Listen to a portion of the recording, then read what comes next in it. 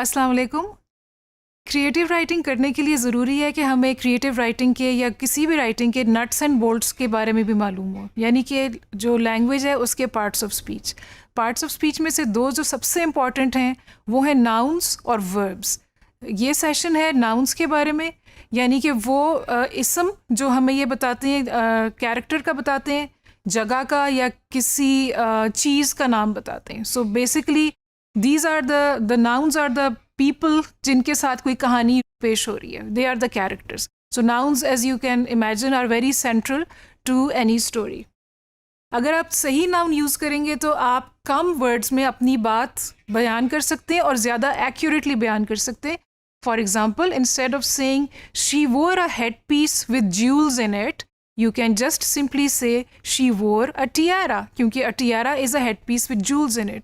तो बजाय इसके कि आप उस लफ्ज़ की पूरी डिस्क्रिप्शन दें, आपको एग्जैक्ट अगर वर्ड मालूम है तो वो आप यूज़ करके, और this is how a vocabulary of nouns will help you right more accurately and precisely and economically. इस तरह आपकी राइटिंग क्रिस्प और प्रिसाइस होगी। इसी तरह आप जो आपके दिमाग में जो भी बात है वो आप जो सही नाउन है उसके ज़रिए से आप बेहतर तौर पे कन्वे कर सकते हैं, चाहे वो कोई प्रोफेशंस के नाम है।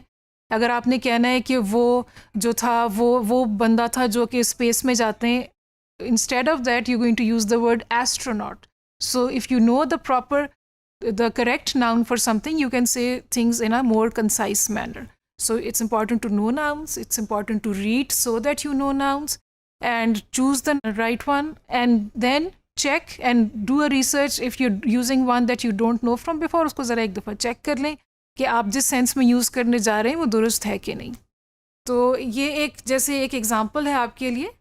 Sunita reached her house just in time. इसमें हर हाउस हमने यहाँ पे वर्ड यूज़ किया हुआ है।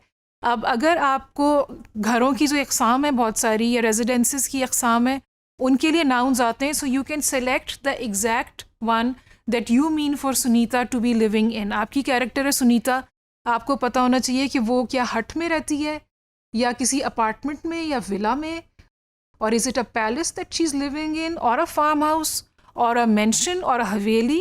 And we don't know, maybe Sunita is the name of a cat and the cat lives in a under a tree somewhere. तो ये आपने बात बतानी है with the use of accurate nouns. ये आपको ख़ुद भी करने का मज़ा आएगा once you start to get it right, और आपकी रीडर्स को भी लुत्फ़ आएगा आपके लिखे को पढ़ने का। एक आपकी इंटरेस्ट और दिलचस्पी के लिए एक सेंटेंस है, I am going to read this to you.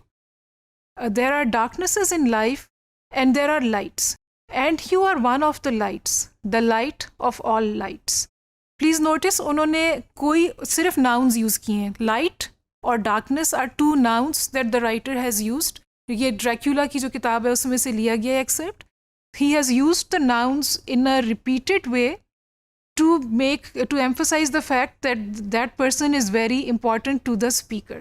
उसमें उन्होंने ये नहीं कहा कि you are the best light, you are the brightest light। उनको ये कहने की ज़रूरत नहीं पड़ी, because he's just used the nouns again and again in such a way the light of all lights conveys that। इसके बाद कोई और डिस्क्रिप्शन की ज़रूरत नहीं है कि brightest light है या most radiant है या कुछ और है।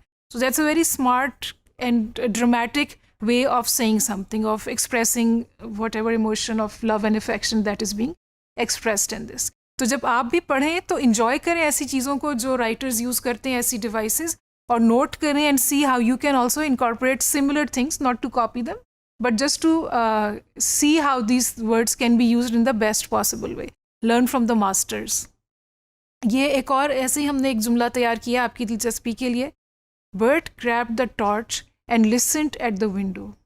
He heard the sound on the porch, a dull thud moving towards the front door. His pulse drummed hard under his sweaty skin, but despite the fear, he had to investigate। इसमें देखें action as such कुछ नहीं है, अभी एक waiting moment है। He's just listening and his reactions are being recorded, and that's done in a way that invites the reader and creates a bit of a suspense, and you want to know कि क्या sound है जो उसको खिड़की के बाहर से आ रहा है और वो खौफज़दा होके सुन रहा है। So these are some ways in which nouns can be used for impact, and you can inshallah do it as well। कुछ nouns, एक जैसे आप किसी मौजू के ऊपर आप अगर कुछ लिखेंगे तो कुछ हो सकता है कि आपको चाहिए हो आर्किटेक्चर के बारे में या ज्योग्राफिकल टर्म्स चाहिए हो, बजाय आप कहें कि वो एक इस तरह से एक ज़मीन का टुकड़ा था, उसके इर्द गिर्द पानी था, देन यू गोइंग टू से आइलैंड, या कोई और स्ट्रेट्स की आपने बात करनी है या किसी और ज्योग्राफिकल फॉर्म की बात करनी है, then it's helpful if you know the exact term.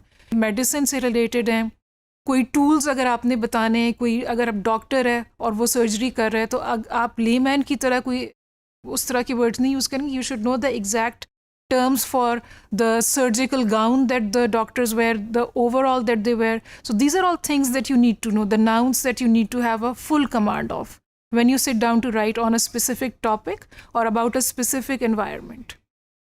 अच्छा, एक इंटरेस्टिंग बड़ी बात है कैरेक्टर्स के नाम.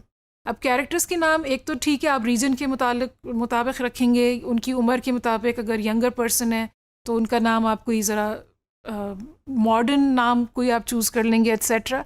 उसमें कुछ इंटरेस्टिंग एग्जांपल्स हैं, जैसे कि गॉन विद द विंड है, मार्गरेट मिचेल की किताब, बहुत मशहूर. There is a movie made on it also, it's a classic. उसमें जो हीरोइन है उनका नाम उन्होंने स्कारलेट रखा है. Scarlett is also a colour, it's a bright red colour. और जो हीरोइन है उनका किरदार भी ऐसा है, she is very vibrant, she is very wilful, वो अपनी मर्जी करती हैं और बहुत शी इज़ ऑलमोस्ट वाइल्ड और बहुत स्पॉन्टेनियस और बेसाख्ता उनकी पर्सनैलिटी है. तो स्कारलेट का नाम उनके लिए बहुत अच्छा सूटेबल है. तो इसी तरह किरदारों के नाम जब सेलेक्ट किए जाएँ, वो भी सोच के कि पढ़ने वाले के दिमाग में इससे क्या इमेज क्रिएट होगी. जैसे अगर आप नाम रखें खैरुन्निसा एक कैरेक्टर का, उससे एक और इमेज क्रिएट होगी. अगर आप बबली रखें नाम, तो both are female names but they create completely different impressions in the readers mind and you need to be aware of those. Character description के लिए आपको नाउन्स पता होने चाहिए, जैसे कि बरेट हैट होता है या स्टिलेटो जूतियाँ हैं हील्स वाली. बजाय ये कहने कि उन्होंने हील्स वाली जूतियाँ पहनी थी, आप एग्जैक्ट हील, उस वाली हील के जूतों का नाम अगर आप बताएंगे, so that makes your writing more impressive. For example feelings बहुत सी होती हैं, फीलिंग्स के बहुत सारे नाउन्स होते हैं. अक्सर हम बहुत लिमिटेड से happy, sad, happiness, sadness, disgust, इस तरह के 2-4 वर्ड्स हैं जो आप आम अपनी लैंग्वेज में यूज़ करते हैं. लेकिन आपकी राइटिंग में इससे ज़्यादा रिचनेस और डेप्थ होनी चाहिए and you should have a wider vocabulary to convey the exact feeling that is in the heart of a character. So जैसे वेंजेंस, बिटरनेस, जेनरोसिटी एट्सेट्रा. ये कुछ ऐसी आपकी दिलचस्पी के लिए कुछ एग्जांपल्स यहाँ पे दी हैं और आपके लिए आज की असाइनमेंट भी इसी से रिलेटेड है. आपने you have to notice your own moods throughout one day. Think about the reason for that mood and respond to these prompts. अपने आप को आपने ऑब्जर्व करना है. You have to be in touch with yourself as a writer, so this is practice for that. आप note करें एक दिन में या 2 दिन में आपके क्या मूड्स में चेंज आता है और वो किस वजह से आता है. और अगेन कोई जो इंटरेस्टिंग चेंज आए उसी को चूज़ करके उसके बारे में लेकिन don't say I was lazy because I stayed up late. तो इसमें तो कोई वो लुत्फ नहीं है. So be mindful of that but based on your own experience. I felt, insert feeling, यानी कि जो पीछे स्लाइड में लिस्ट है आप उसमें से भी देख सकते हैं या आप खुद भी सर्च कर सकते हैं. तो I felt sadness, happiness, anger, forgiveness, because फिर आपने करना है. और इसी छोटा सा बिल्कुल 2-3 sentences में you give the reason and you have to do this for 2 different feelings. ठीक है, एक feeling उसकी reason और दूसरी feeling उसकी reason. This is your assignment. I hope you enjoyed doing this as much as I enjoyed making it. Thank you.